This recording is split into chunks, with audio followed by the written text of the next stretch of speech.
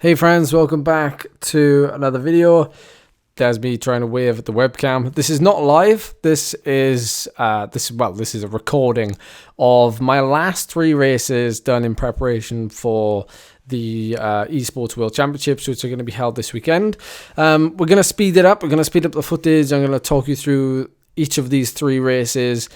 And although I've live streamed these races over the last week or so, the races have always played out differently, and it's given me an opportunity to do different things during said races. So we're going to watch it, and I'm going to talk you through it and see what happens and what's different to what's happened in races previously on these courses. So first of all, my recent vlog, thanks for all the comments on there. Greatly appreciated. I will still take a break after the Worlds this weekend and then come back afresh just to mentally reset. But I appreciate all your comments telling me to just crack on with what I'm doing, and so I will do that. So yeah, here we are on the first course, the first race, what will be the first race, sorry. Everything is exactly the same. This was a test event set up by a group of people, and I was invited along, and it was quite a small group. As you can tell, most of the riders in this race are from Norway and Sweden, and I think I was the only British rider in this event. There's no race results on the side. It's just sort of a private affair. So it was more just, I think some riders were looking just to kind of test their sprint at the end, and some were, but maybe just learning a bit more of the course. So I'm actually quite liking how we're whizzing through this, and I'm not having to waffle as much because the footage is a lot faster than it would be normally, and you haven't got to deal with my heavy breathing like you do in the live stream. So maybe I'll do more of these little breakdowns for races. Let me know in the comment section. But this race was pretty easy. There was a couple of red sections, a couple of red spikes. It did split up here over the top with a couple of K to go to the finish. But I was like, I'm just going to wait, see what happens. But I did plan on attacking just before the final sort of climb to the line to see if I could get a gap on a small group and how that would affect my finishing climb time. It's not really a climb, but it is marked as a segment, so it's like 600 or 700 meters long, and I wanted to see how much time I would effectively lose in that time period. So here we go. It flattens out over this section. We have 1 kilometer to go, and I don't really give it full gas there. I mean, I touched 600 watts, but it's not really like I suppose if I was going for a full sprint effort there just to get away and try and go all the way to the line, I probably would have done a massive positive split and just really buried myself. But instead, I tried to pace it so that I would empty the tank all the way to the line, get out the saddle a bit just to give a bit of a surge. This is all red power. You can see people are doing massive sprint numbers behind me, and they just fly past me with 150 meters to go.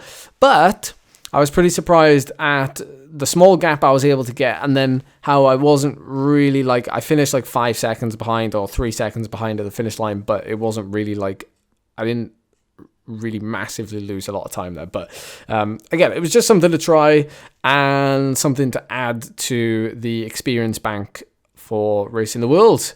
So on to the second race, trying to add a bit more experience and learning how the races pan out in different ways. So the more you race, obviously goes without saying, the more you learn how many different scenarios there can be. And there's not one scenario that'll win you the race, but there's certainly plenty of scenarios that'll lose you the race. So this race, the second race, it's going to be up and down and up and down and then up, and finishes on top of that final up. So we're literally straight onto the climb. Within the first 2 minutes, bang, we're straight going uphill. When I first saw this climb, about a week ago when I did it, I was like, oh, this isn't that hard. But it depends how hard it's ridden. Like here, where these couple of riders go off the front to it, I was like, ooh, they've got a fair gap. And I had to like squeeze really, really hard on this last section here, which is like the last maybe kilometer of the climb. Last like 800 meters of the climb, to close down that 3-second gap. Now, my heart rate's been like pretty low, like quote unquote low, the last week or so. It's probably because I'm carrying a fair bit of fatigue, but I know that if I just rest really well for 2 days prior to the Worlds, I should be able to gain a lot of freshness from that without actually putting myself into a place where I'm so fresh that it actually makes me feel blocked. Maybe you can relate to that.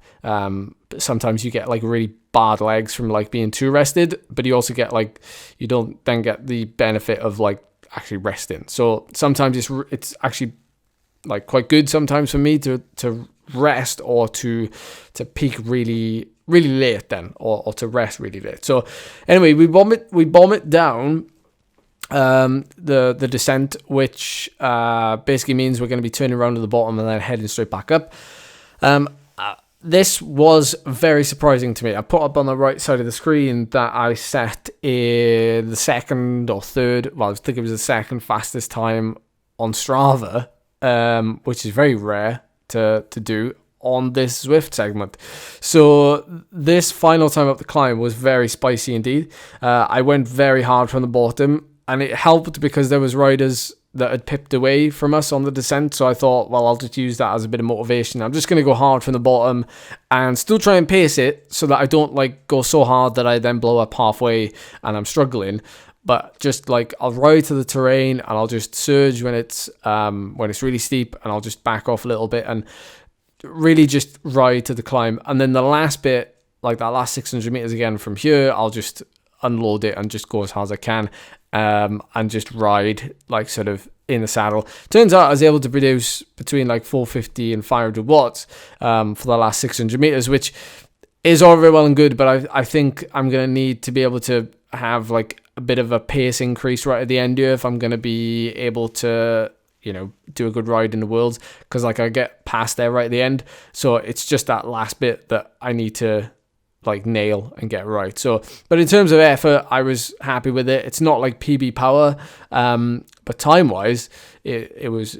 So it was like interesting to break that down a little bit. And then into the last race, which I really enjoyed on the weekend when I was racing against some really strong riders and former eSports world champion Jason Osborne. And it was a very, very hard race, this final race, when I was racing against Jason, particularly in the last lap or so. And this race actually turned out to be very similar, but not so much inflicted upon myself. It was more riders who I was with were playing a very, very good tactical game. And we're gonna shoot through the footage here a little bit, because this is just one rider goes away and there's like me and a couple of other riders sort of just mincing about and like riding together, and then like they sprint off and like I'm having to pull them back. I'm having to work quite hard to like sort of bridge gaps. So definitely it's the same for any situation, but you want to close the gap as quickly as possible. And although that expends the most amount of energy, it does mean you get on the wheel faster. So I get in a position now where I'm like, although there's no race positions here, I keep finding myself on my own because you know, there's 3 Swedish riders in front of me, and whether or not they were just using it as like maybe a part of their preparation tactically for the World's prep. If they were, then that's great, because they're kind of using their numbers to their advantage and testing, you know, what they're able to do. So I finally get back to them, and we've got just under 4 kilometers to go, around about, you know, 1 lap to go coming up to now. And in the Worlds, we're going to have multiple sprints in this race. So it's going to be really wearing, really tiring all the way through. But this one rider who's off the front with 24 seconds, I kind of thought that rider's away now and just riding probably their own race and just doing a little bit of a time trial. But I'm still with these 2 riders. But I've been attacked a couple of times, as you've probably seen over the last like lap or so. So after that sprint, I decided I'm just going to ride like pretty hard, or as we say out on the road, I'm just going to put it in the gutter for like a minute or two and see if they can both respond. And whether or not one of them had, just had enough of the race or learned whatever they wanted to. But I discovered that there was a little bit of a moment where at that point there where I decided to go straight over the top of a sprint, which although is very hard to do because obviously I'm not a good sprinter, but I was able to slowly get back to them because they slowed down after the sprint. Now, if they didn't slow down after the sprint, then it's a whole different game altogether. But because it slowed down after the sprint, I was able to come back and then I was able to go straight into like what I know I can sustain and turn the hurt on. But it's a very sort of risky move to do because not only are you trying to get back on, but then you're actually trying to drop people in the process who could potentially be stronger than you. So the gamble actually paid, and I managed to get away and closed a fair gap on the person in first place. And I was pretty happy with how tactically I got played a little bit, but then I was also able to just sort of dish it out a little bit as well by by trying to get away at the end. So I learned a fair bit. And I wanted to put this out there as the last video before the World. So here we go. This weekend, World Championships. Looking forward to it. Thanks for watching. Thanks for supporting. And I will see you soon.